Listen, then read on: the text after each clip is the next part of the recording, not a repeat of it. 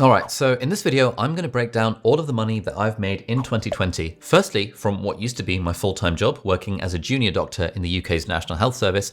But then I'll also talk about the various different sources of active and passive income in my life from being a YouTuber and the businesses surrounding that. A few caveats before we get started with this. So I am all about transparency and honesty when it comes to money. I think the fact that we as a society treat money as a completely taboo topic and you're not allowed to say how much money you're making and you're not allowed to talk about money, I think that leads to a lot of problems. And actually for me, when I first got started with this whole journey of entrepreneurship and being a creator, it was seeing other people being transparent about how much money they were making and crucially how they were making it that helped me get started on this path. Now, doing a video like this is always going to have its drawbacks. There's kind of two sets of drawbacks. One drawback is for me, because if I talk about how much money I make, I run the risk of looking like a twat. The other drawback is that 2020 has been a difficult year for a lot of people. And so my concern is that if I post a video like this, which some people will interpret as look at me, look how much money I'm making, that when we're in the middle of a global pandemic where tons of people have lost their jobs and have been struggling financially, feels like it would be in poor taste. And I really wasn't sure whether to post this video or not. But I did a poll on Twitter and Instagram and YouTube. And in all three of those polls, around about 85% of people said that I should post a video, and only about 15% said I shouldn't post it. And to be honest, there was one kind of category of comment that really summed it up. It was that, you know, this sort of video helps and inspires and benefits and educates some people in the world. There are going to be some people who watch a video like this and feel bad about it, but no one is forcing you to watch this video. I trust that you have the self-awareness that if you've been struggling through the pandemic, you probably don't want to watch this video. If you know that looking at someone else's salary and seeing how much money they make is likely to cause you to feel bad, for whatever reason, please don't watch this video. Please consider this your trigger warning up front. The example I like to think of is that I personally don't like watching horror films. I think they're boring and I think no one cares, and I don't understand why people watch horror films because they're just not fun. But I have a choice about whether I want to watch a horror film or not. I would not complain that, oh, why is Netflix still making horror films? Just because I don't want to watch them. Secondly, it's worth addressing why I'm making a video like this. Now, there's two main reasons for it. Number one is because this sort of stuff gets a lot of views. Now, being a YouTuber whose YouTube career is built off of essentially getting views, which is the case for every single YouTuber, we all are doing whatever we can to get views. And I'm open and transparent about money. And I know that this is a topic that's likely to get views because other people are intrigued by this thing. So having owned up to that up front, hopefully you as the audience won't hold it against me that I'm making a video like this to get views, because that's literally how the game works. Hate the player, don't hate the game. That's not other way around, but whatever. The second reason for making this video is more altruistic. I made a similar video in May of 2020 where I broke down how much money I was making as a doctor and from different sources of passive income in a random week in March. And off the back of that video, I got a lot of views, which was nice. But more importantly, lots and lots of people messaged me on Instagram, Twitter, email, YouTube, whatever, saying that that video inspired them to start their own entrepreneurial or creative journeys. And I personally know at least a dozen people who have started YouTube channels and started making online courses off the back of that video where I showed how much money I was making passively through the stuff that I've been doing over the years. So my hope in making a video like this is that it'll inspire some of you guys to start your own creative / entrepreneurial journeys, / to take it more seriously, because you can see kind of what is possible if you seriously pursue trying to make a living on the internet. The final caveat that I'll say before diving into this video, it's going to be a long series of caveats, but it's important. The final caveat is that this takes a lot of work and it takes a lot of time to get right. I have been working on making money on the internet since the age of 12. I am now 26, so for the last 14 years, I've been spending a large amount of my free time trying to do various things on the internet to make money online. When I was in school, I taught myself how to code, and every year, me and my friends would try and come up with a new business idea and build a website around it, and every single year, all of those things failed. And on top of that, I started working as a freelance graphic designer and web designer. I was making like a few tens of dollars like here and there from hours and hours and hours of my own time, helping other people build their websites. Now, for about 7 years, none of this stuff really made any real money. But when I was 19 and I was in my second year of med school, I built a business. And that was the first thing that I've done that ever succeeded. And it succeeded really well. But I think a big part of why it succeeded, firstly, was luck. Secondly, was lots of unfair advantages that I had. But thirdly, it was the fact that I had been trying to do this business thing for a solid 7 years before then. So none of this is an overnight success. This business was successful for several years, and then in 2017, in my 5th year of medical school, I started my YouTube channel. And again, that was a long and hard slog. It took me 52 videos to hit my first 1,000 subscribers. I did not make any money in basically the first year of putting out two YouTube videos every single week for a whole year. And on YouTube, for the last 3.5 years, I've basically been publishing 2 videos a week on average every single week without taking a break at all. I think there was 1 week, I think like Christmas of 2018, where I took a break from publishing for a week. So why am I saying all this stuff? Normally, I don't like talking about this stuff because there are so many different factors that go into something being successful. Luck plays a big part of it, and I've been really lucky. And lots of unfair advantages and privileges are another part of it.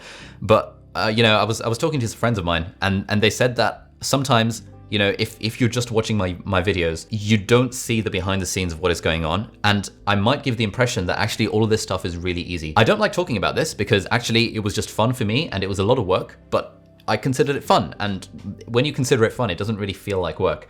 But I do not want anyone to walk away from this video thinking that getting rich on the internet is like an overnight success thing. This has taken me literally 14 years, this is 14 years of work, kind of getting home from school, getting home from uni, getting home from work, and putting in hours and hours and hours into improving things like design, coding, editing, filming, all of this stuff that has led to this point.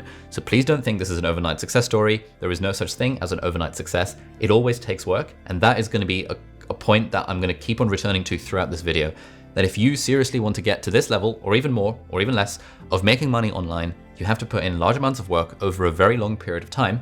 But the good news is that all this is really, really fun, so it won't feel like work, hopefully. All right, with all of that caveating and virtue signaling out of the way, let's now break down all the various sources of income in my life, starting with my salary of being a junior doctor. So I graduated from medical school in July of 2018, and I was working full-time as a doctor in the UK's National Health Service from August of 2018 through to August of 2020. And now, as of December 2020, I've been unemployed for 4 months in that I've taken a 1-year break from full-time medicine so that I could do this internet stuff.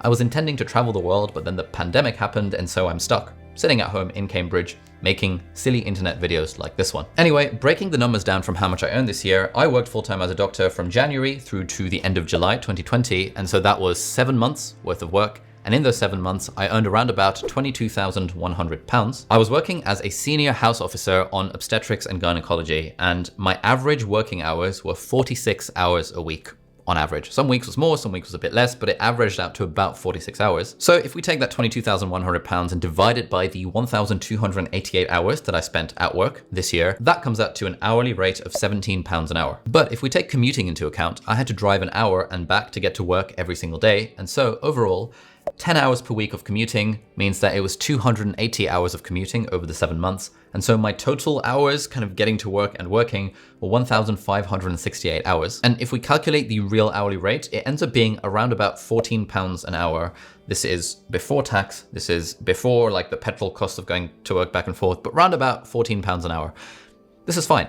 This is reasonable. It's a very reasonable living to make £14 an hour from working full-time as a junior doctor. And as you know, in the UK, as you get more and more senior, your pay increases a little bit. And to be honest, working as a doctor is quite fun. And I enjoyed it. And I enjoy the commute because I can listen to audiobooks and podcasts. So none of this really felt like any kind of hardship. Now, a few reflections on this point. In the UK, it is very popular for doctors to complain that they don't earn enough money. And yes, if you compare our salaries, if you compare my salary as a doctor to my friends who are the same age, who went to the same university, who studied things like maths or economics or law, who are now working in London doing fancy jobs, working for big law firms or for big investment banks, they're making in the region of, I don't know, £150,000 a year, sometimes even £200,000 a year, sometimes £100,000 a year. Those are the sorts of salaries that you get to in the UK when you have been a fully qualified consultant for many, many, many years, and if you're doing a little bit of private practice. Like the standard salary for a consultant, i.e. a fully qualified doctor who is about age 35 in the UK, is about £100,000. And friends of mine who are like 2 years out of university studying law or economics are making that basically from day one. And so when we compare our salaries to that of our friends, it seems like it's very low, but objectively, doctors are still in the top 20% of earners in the UK. And so it's nothing really to scoff at. I do not want to give the impression in this video or any other time that working as a doctor is like really, really, really hard and like, you know, we're making a sacrifice, because we actually do get paid very reasonably for working as a doctor. Now, the reason I am not personally a huge fan of kind of the full-time medicine thing is usually it leads to reliance on a single source of income. And I think in general, when you're reliant on one thing for like a big chunk of your life or your lifestyle, that is potentially a little bit problematic. At least that's how I see it. And there's a question that I always like to ask doctors when I would hang out with them, being like, hey, if you won the lottery, would you still continue to do medicine? And every time I've asked this question, about half of the people say they would leave medicine completely. In fact, one dude even said he would leave in the middle of the operation. And the other half of people say that, yeah, I'd still do medicine because it's fun, but I would go part-time. And the next question, when I ask, why don't you go part-time now? It's always related to do with money. It's always something like, I've got a mortgage, or I've got bills, or I've got to send the kids to private school, or whatever. And so I've been asking this question to doctors since I was in my first year of med school. And that response made me realize that for me personally, I'm not saying this is true for everyone, but for me personally, I don't want to be in a position where I am doing a job full time and I feel like I have no other options because of the money situation. So ever since my first year of med school, well, and actually from the age of 12 before then, I've been trying to make money online. But when I started asking this question, that was when I really started taking it seriously, because I knew I wanted to get to this point of financial independence. That's not to say that I don't want to be a doctor, because I do. I just want to work as a doctor part-time rather than full-time. I think working 3 days a week as a doctor would be really fun, but working 5 days or 6 days or 7 days a week as a doctor, as fun as the job is, I feel like doing anything for that long runs the risk of burnout and stress and all these different things, and I kind of want to have a bit of a life outside of work. So that was how much money I earned as being a doctor in the UK in 2020, £22,100, which is around about $25,000, something like that. And as you'll see, this makes up a very tiny slice of the overall pie of the money that I've made this year. So now let's move on to the more creator, entrepreneurial, internet ways of making money. The next big source of income in my life and in the life of most YouTubers is Google Adsense, which is basically those 5-second ads that you see on YouTube videos before the video, and sometimes even those little like auction banner ads that you see underneath the video. If you want to get started doing this, you need to have 1,000 subscribers and 4,000 hours of watch time on YouTube, which takes a while to get. For example, for me, it took me 52 videos and 6 months to hit 1,000 subscribers. So if you're thinking of getting started on YouTube, then it takes a lot of videos. Let's talk about the numbers now. So in 2017, I was doing YouTube for 6 months, I made 59 videos, and I had 1,600 subscribers by the end of 2017. In total, I made a revenue of £1.76 in 2017. Basically made zero money on YouTube. Then in April of 2018, I turned on the monetization button on my channel because I could and because I knew it was going to make some kind of money. And that year I made 88 videos in 2018, so on average 1.5 videos a week, to make a total of 147 published videos and approximately around 120,000 subscribers.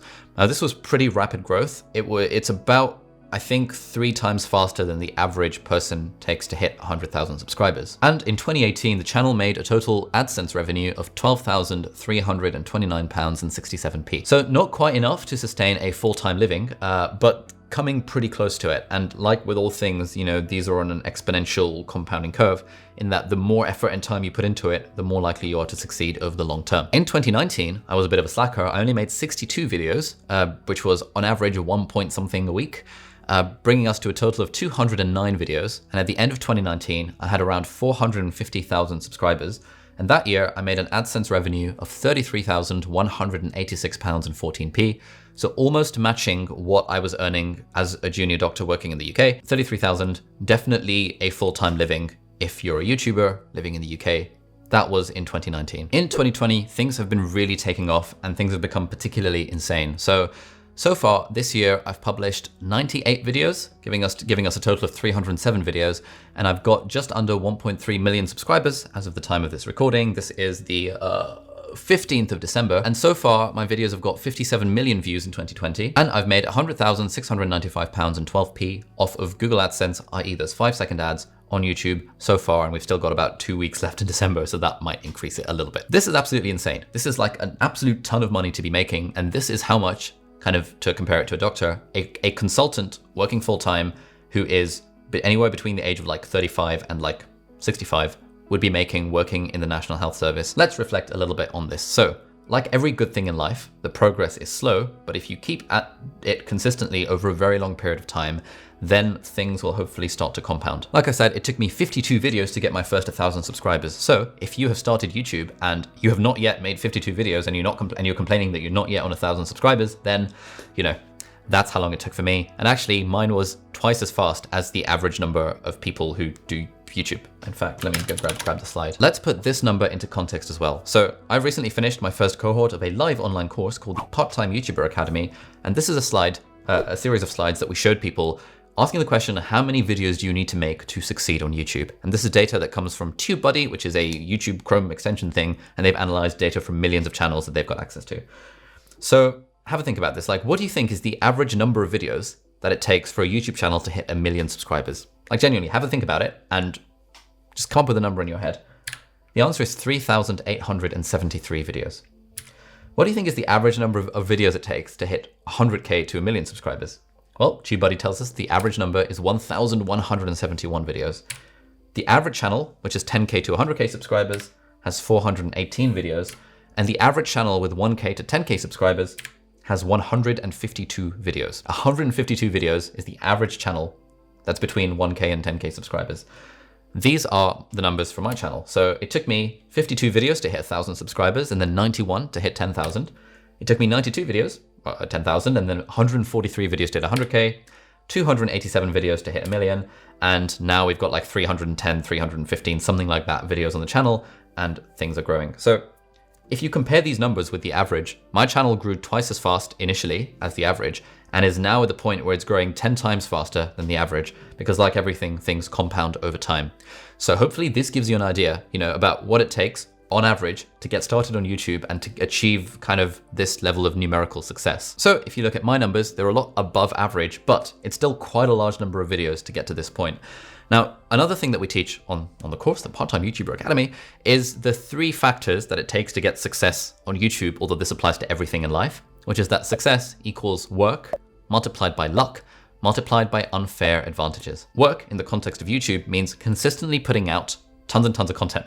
I've been doing it on average twice a week for the last 3.5 years.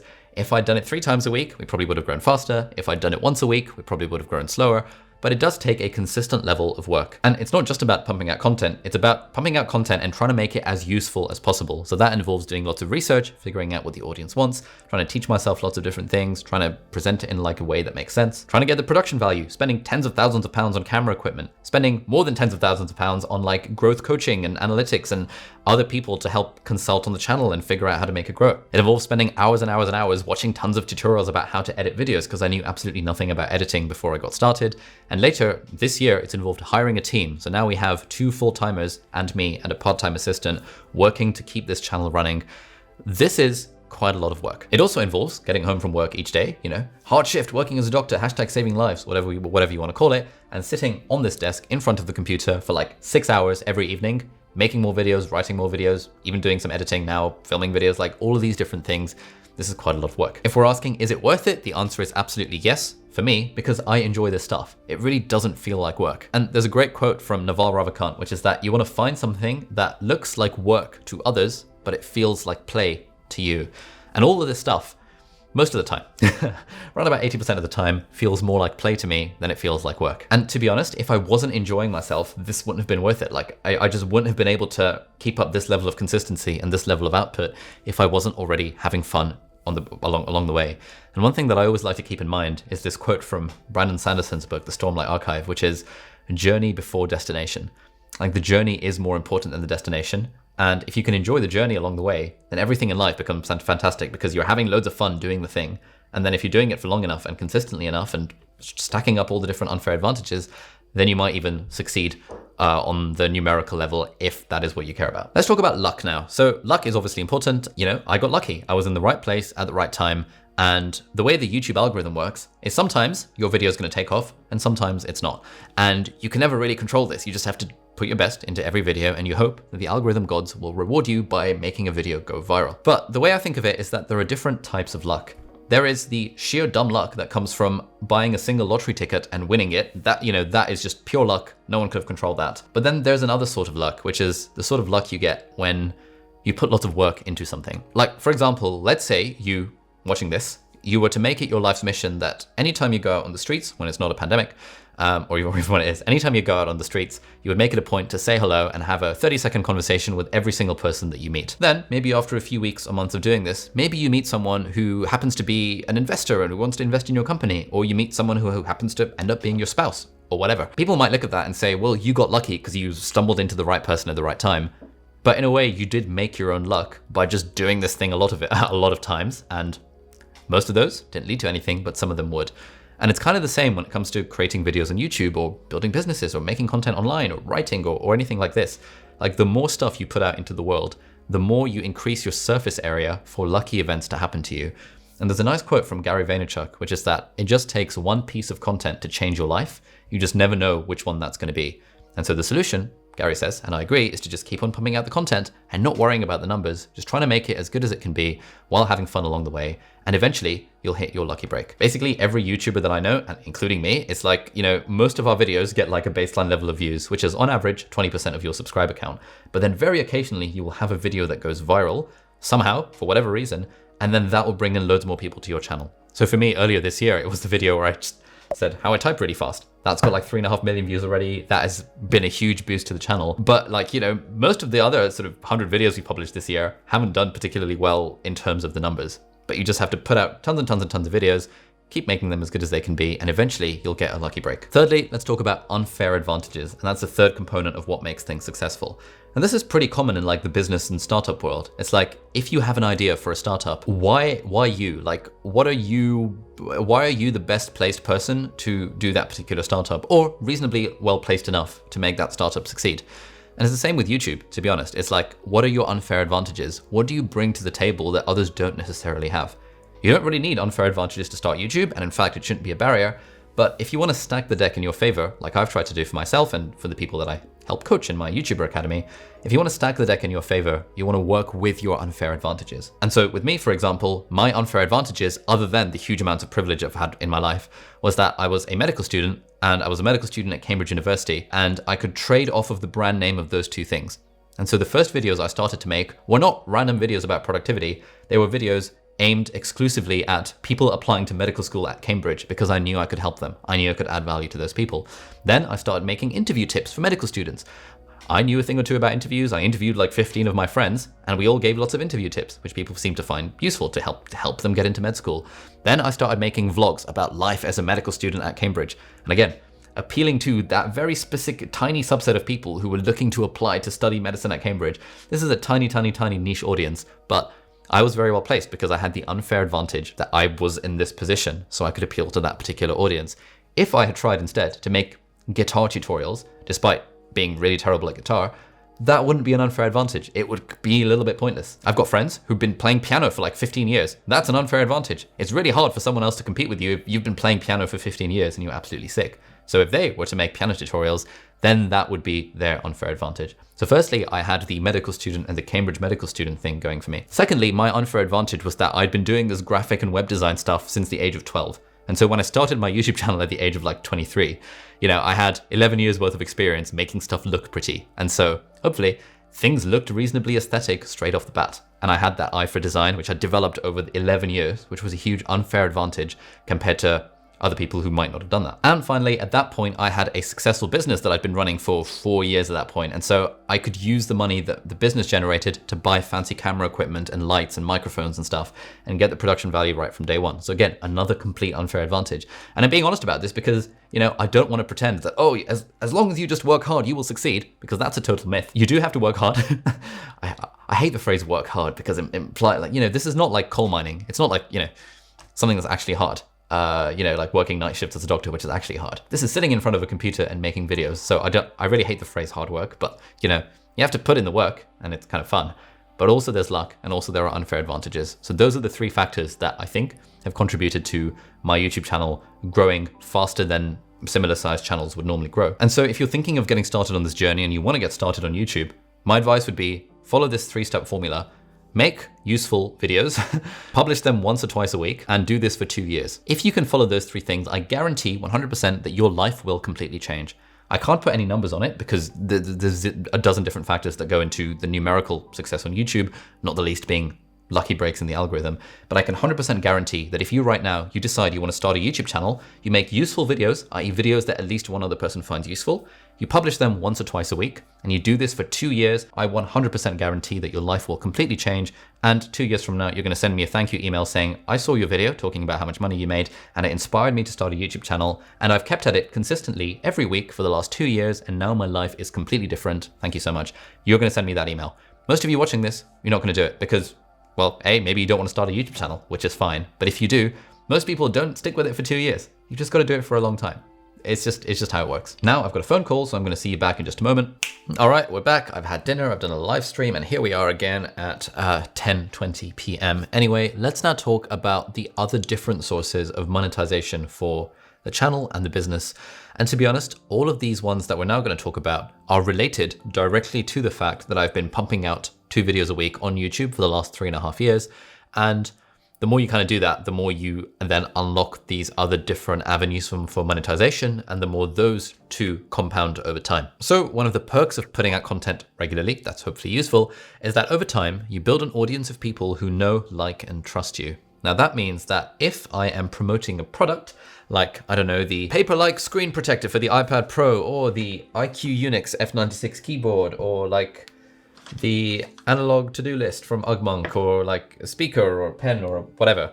Anytime I'm promoting something, people, the audience, theoretically are more likely to listen to that recommendation, because hopefully I've built up this bank of goodwill and this bank of people who know, like, and trust me. And therefore a recommendation from me seems and is more sincere than a random recommendation from a random website. And so for my channel and my business, affiliate income makes up a reasonably hefty chunk of it. Now, affiliate income is when, for example, if you want to buy the Paperlike screen protector, you go to paperlike.com/LA. And if you buy it using that particular link, then I will get a certain percentage kickback on the sale of that product. If you check out my affiliate link for this keyboard, I will get a certain kickback. And this all starts off very small. Like at the start, when you don't have much of an audience and you use an Amazon affiliate link, you'll make maybe 1 penny or 2 pennies. But when you have a large audience and you start kind of getting affiliate links for products that cost more than just a few pounds, and this costs a few hundred, this costs like 30 euros, this stuff really starts to add up over time. So for me, I've got affiliate partnerships with lots of different companies, and there are 5 in particular that are particularly successful. Number 1 is Paperlike. Number 2 is iQ Unix. Number 3 is Epidemic Sound, the guys who I use to get my music for these YouTube videos. Number 4 is Amazon, because Amazon has the world's largest affiliate program. And number 5 is actually an online course called Building a Second Brain that's run by my friend Tiago Forte, which I promoted through an affiliate link earlier this year when I was an alumni mentor for the course. Now, I'm not going to break down how much of this comes from each of these different sources, because that would probably be a bit unfair on these companies, but between these 5 different affiliate partnerships, in total, in 2020, I've made £132,471. This is not bad at all. This is a hell of a lot of money. That's over £10,000 a month, so over $13,000 a month, just from occasionally plugging like this thing or this keyboard. I mean, like, I've made 1 video about this keyboard. I have not even made a video about the screen protector this year. I have never made a video about Epidemic Sound. I made 2 videos about Building a Second Brain, and I've never once made a video specifically plugging an Amazon product. But because I use these things on a daily basis and people see that I use these things, and I have links in my video description that have links to these things, it just means that over time, as you have a very big audience, then this affiliate income really starts to add up. Bear in mind that this does take ages to get started. So for example, in my first year on YouTube, I made absolutely nothing from affiliates. In my second year of YouTube, I made a few £1,000s from affiliates, and it's only in my 3rd year and beyond on YouTube that this affiliate income has actually started to get to be an interesting large number. How do you get started? If you want to build affiliate income, well, it's the same thing, the same 3-step process as I discussed before. Create useful content, put it out once or twice a week, do this for 2 years. If you do those 3 steps, I guarantee you will have an audience of people that know, like, and trust you. And then you can start plugging your affiliate wares and you'll start making reasonable amounts of money from those, hopefully. If you want to get started with affiliate programs, the easiest one to sign up for is Amazon Associates. Basically, anyone can sign up for this, and then you get like 2 or 3% commission on every sale that someone makes on Amazon using your link, which is quite nice. Let's now talk sponsorships. Now, I got my very first sponsorship or brand deal, which is like, it feels like the holy grail for YouTubers. I got my very first one in July 2018, which was a whole 1 year after I started producing videos on YouTube. And at that point, I had 120 videos and 50,000 subscribers. Again, this is a very long game. Occasionally, I get emails from YouTubers starting out saying, hey, how do I get my first brand deal? And my answer is always like, look, first make 120 videos and then worry about getting your first brand deal, because this is all a long game. This is a marathon. It's not a sprint. So for me, in 2017, I made absolutely nothing from sponsors. In fact, overall in 2017, I lost a few £1,000s because I was buying camera gear and stuff. In 2018, I made £5,700 from sponsors. It was meant to be an extra £3,000, but I did 3 brand deals for £1,000 each. And the influencer marketing middleman company that gave me those 3 brand deals actually went out of business, and I got a letter in the post saying they were in liquidation. And so I never got any of that money. So 5,700 in 2018. 2019 was pretty good. In 2019, I made £31,000 from sponsorships. £31,000 is a reasonable full-time salary. But as I'm going to keep coming back to, it took 2.5 years of making 2 videos every week to get to the point where I was making a full-time salary off of brand deals on YouTube. How do you get started with doing the same thing? Well, again, as usual, just create valuable content or useful content, put it out once or twice a week, and do it for 2 years. And then you'll get the sponsorship deals rolling in. You won't even have to worry about it. 2020 has been a particularly interesting year because I joined an agency called Standard towards the end of 2019. Now this agency, Standard, is amazing. It represents about 100 different educational-ish creators, and Thomas Frank actually introduced me to the agency when we first had a chat. And other people part of this agency are my friends Simon Clark and Rohin, Medlife Crisis, and Legal Eagle and Wendover Productions, and all these, there's a lot of cool people in this agency, and it's been really nice to be part of. But the cool thing about being part of an agency, and when you're starting out on YouTube, you really don't have to worry about this, but like 3.5 years in now, when you're part of an agency, Standard is amazing because they just source sponsorships and brand deals, and we work with basically the same brands, but they've got enough of a budget, and the videos and the advertising spots perform well enough that, at least for my channel, they keep on coming back and want to sponsor more and more videos, which is fantastic. And so now I work with like a very small number of brands, but fairly regularly, like Notion and Skillshare and Brilliant and CuriosityStream, and there's probably a few more that I'm forgetting. But yeah, there's like very few brands, and it's just kind of week after week that we get the sponsorship deals from them. Now, I can't tell you how much money I've made specifically from sponsorships because I'm still working with them and it's against the terms of my contract or something like that. It probably is. I haven't really read it that carefully. But I can give you some rough numbers based on public domain information. So if we look at the website Grapevine Logic, they have a blog post where they explain that if you're a YouTuber, if you're deciding how much to charge for a brand deal, usually you go between $20 and $30 CPM. CPM means cost per meal or cost per 1,000 views. And so at the lower end, a YouTuber would theoretically charge $20 per 1,000 views. And at the higher end, you'd theoretically charge around $30 for 1,000 views. How many views does the average YouTuber get? Well, if you look at a lot of different sources online, they would say that the average YouTube channel can expect to get about 20% of their subscriber count in views for each video on average. And so if you have 100,000 subscribers, you can expect-ish to get 20,000 views per video. 500,000 subscribers and you get 100,000 views per video. My average subscriber count this year has been around about 800,000 subscribers. So if we use this 20% calculation, that means theoretically, on average, my videos are getting 160,000 views. And if we apply the $20 to $30 CPM range, that means for each sponsored video, I would make $3,200 to $4,800 again, if we're using this broad general data. If you look back at my channel, I've been doing sponsored videos most weeks this year. And so let's say 90% of the 52 weeks in 2020, I was doing a sponsored video. That means I have 46 sponsored videos this year. And overall, based on these numbers, that means my channel revenue from sponsored videos is somewhere between $147,200 and $220,800. So somewhere in that ballpark range. Let's call it $180,000 as like a bang in the middle ballpark figure. My actual numbers are different to that in certain ways, but again, I'm not going to disclose those. I'm just giving you this rough ballpark figure so we can use that moving forward based on this public domain data. What does this mean if you're a beginner YouTuber? Well, what this means is that because this is a $10 to sort of $20 to $30 CPM per 1,000 views, basically don't worry about brand deals until you've been making content once or twice a week for 2 years. Because once you've done that, then you'll have enough views on your stuff.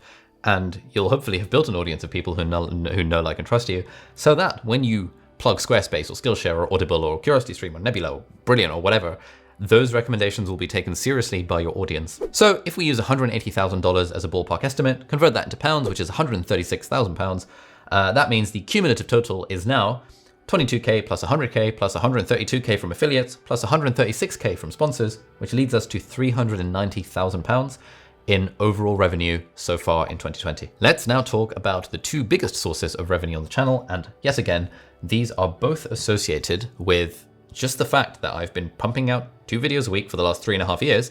And like all these things, they compound exponentially over time. And so if you're a beginner, then maybe this is a place you can get to at some point, but you can't get here unless you put in the work of just pumping out video after video after video relentlessly for a solid 3.5 years. And let's start with Skillshare, which is a fantastic way of making money when you have a big audience. Because what is Skillshare? Skillshare, if you haven't heard, is an online platform that it's sort of like Netflix for online courses. And they sponsor some of my videos. They sponsored one like last week, I think. So you as the user, you sign up to pay $10 a month or something. And then depending on how many videos you watch and how much watch time you clock in on Skillshare classes, the people who created those classes, the teachers, they get paid kind of like with Spotify streaming royalties. So for example, on Skillshare, it kind of varies depending on kind of what the different economics are, but each month you can expect to get a few cents per minute of premium watch time. So for every minute that someone watches your thing, you'll make a few cents. Sometimes this varies, like sometimes it's like 1 cent, 2 cents, sometimes it's like 5, 6 cents. It kind of changes depending on various factors. I'll put a link to the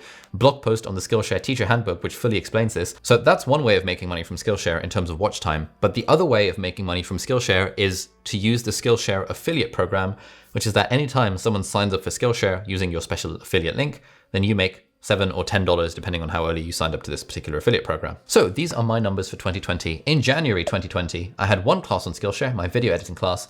That month, I made $2,800 from royalties, i.e. watch time, and $300 from affiliate links, which was a total of $3,105.89. In February, it was pretty similar, $2,643 in total, of which $280 came from affiliate sales. Now, right at the end of March was when I released my my second Skillshare class about how to study for exams. And that was on like the final day of March. And so in March, I made $5,680.57. But then because that class was active throughout all of April, at the end of April, my earnings from Skillshare were $29,746.84, of which $9,340 was from the affiliate kind of people signing up to Skillshare using my link, mostly to watch my class. Right at the end of May, I released my class on how to use Anki flashcards again on Skillshare. That was active for the final 2 days of May.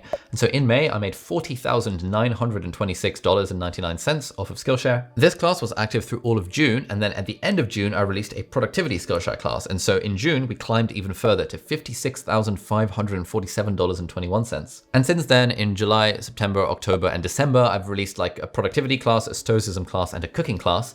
And so this is what the numbers have looked like up until October. July was 62,541. August was 60,582. September was 67,363. October was 66,194. And I would estimate November and December, because the numbers haven't quite been added up yet, I would estimate that that's going to be about 60,000 each for November and December. This is absolutely insane. If we add these numbers up, that means that from Skillshare, watch time and affiliates, i.e. just by virtue of the fact that I've got 7 classes now on Skillshare, in 2020, so far, I've made $515,000. Now, if you had told me this even a year ago, that I'd be making $500,000 from Skillshare by just releasing courses and teaching what I know online, I would have definitely had a stroke and I would have accused you of trying to kill me or something, because this is just absolutely mental. Let's look at the numbers a little bit more. So if we look, I've got so far, I've got 100,124 students in my class.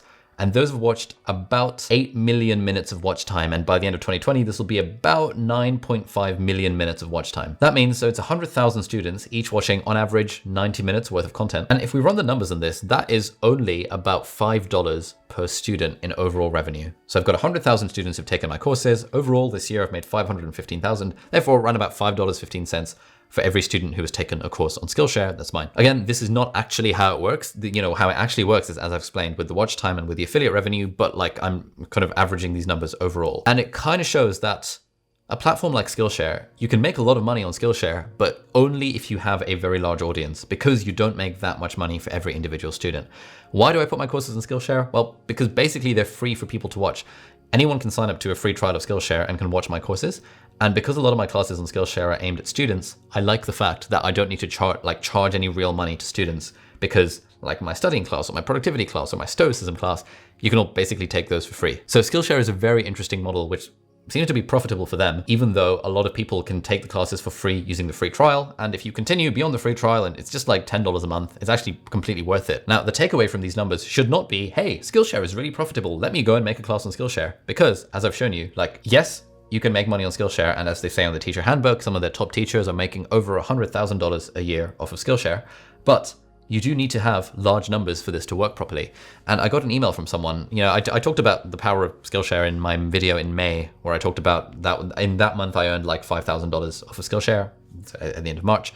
And someone emailed me saying, hey, I've put, you said Skillshare was great and I made a piano class, but only 2 people have watched it. It's like, okay, there is a video up here called How to Make Money Online, the 3 levels. And yes, you can make money online by selling courses, but it's just so much easier when you have an audience of people who know, like, and trust you, who will buy your stuff or will watch your Skillshare classes when you put something out. If you don't have an audience, it's so much harder to get your work out there in front of people, because why would anyone want to buy from you if they don't already know, like, and trust you? Which is why, again, coming back to this, if you actually care about making money online, if you care about replicating this success or whatever you want to call it, the only way to do it really, in my book, is make useful videos, do it once or twice a week for free on YouTube, and do it for 2 years. And then after 2 years, you can start making Skillshare classes. I made my first Skillshare class in September of 2019, which was 2 and a bit years, like nearly 2.5 years after I started posting videos on YouTube. If I had started Skillshare classes from day one, they would not have been particularly profitable. I probably would have not made very much money on them, even if the classes were really good, because so much of my success on Skillshare and like all of these different platforms comes from the fact that I have this pre-existing audience on YouTube that, again, I've spent the last 3.5 years, two videos every single week, just like banging out, and hopefully these videos are semi-useful. So converting that $515,000 into pounds is £350,000. And if we add all of the things up, that means the total so far is £740,000 for 2020. The final thing I want to talk about, the final source of revenue in this coffin, is my new live online course called the Part-Time YouTuber Academy. Now, I had the idea for this around about August, September time, and it was very kind of loosely in my head. And initially I was going to do this as like a, I was thinking about doing it as a Skillshare class, and or alternatively, I was thinking about just selling it for like $100 or $200 on my own website. And then I spoke to my mates, Tiago Forte and David Perel, who run their own courses called Building a Second Brain and Rite of Passage. Now, both of these courses are very expensive. Building a Second Brain starts at $1,500. Rite of Passage starts at $4,000. And I've taken both of these courses and they're both really, really good. And one of the things that makes them really, really good is the fact that they're live online courses where you're like learning on live Zoom calls. Secondly, there's like a really engaged community of people who are serious about it. And thirdly, these courses are really good because they charge so much money for them. Like, we're no longer in the age where content is the thing that's holding people back. There's like limitless content on the internet now. The thing that stops people from learning on the internet or learning anything is in fact the accountability and the community aspect of things. And so when I spoke to Tiago and David, what they said to me was like, look, you're making this YouTuber Academy thing. Hypothetically, if you were to charge $1,000 for it, how would that change your approach to it? I was like, oh gosh, charging $1,000 for a course? I've never done that before. And I said, okay, if I were to charge $1,000, I would do it live. I would do it over 4 or 6 weeks. I would make sure I'm very, very actively involved in it. And I would do whatever I can to get success for our students. And so thanks to Tiago and David's advice about how to actually make a good online course these days, I decided, you know what, let's try this out as a live cohort. And initially I thought maybe 5 or 10 people would sign up to this course. But in the end, we had 360 paying customers. And the overall revenue from cohort 1 of the course was $294,000, which is £220,000. That is a lot of money. I had no idea it would be this successful in cohort 1. And actually we've just wrapped up last week and we had our after party like yesterday.